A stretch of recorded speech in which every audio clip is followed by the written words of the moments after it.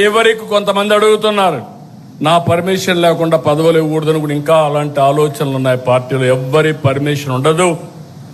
ఎవడు బాగా పనిచేస్తే వాడికి దండేస్తాం తప్ప ఎవరి పర్మిషన్ ఉండవు. పార్టీ ఎవరిని నియమిస్తే వాళ్ళకు అండగా నిలబడడం, వాళ్ళతో కలిసి పనిచేయడం మీ బాధ్యత, మనందరి బాధ్యత, నా బాధ్యత కూడా.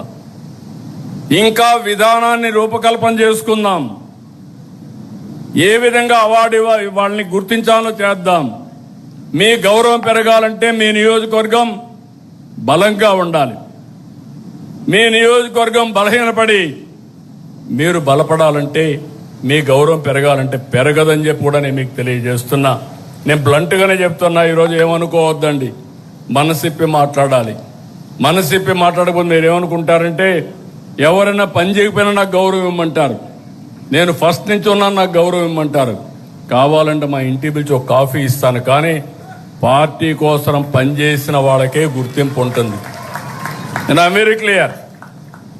నా ఫ్రెండ్ అయినా లేకుండా నా ఇంట్లో దగ్గరగా ఉన్న రేపు ఎవరైనా సరే వేదిక పైన ఉండేవాళ్ళు కానీ కింద ఉండేవాళ్ళు కానీ అందరికి ఒకటే రూల్ వర్తిస్తుంది.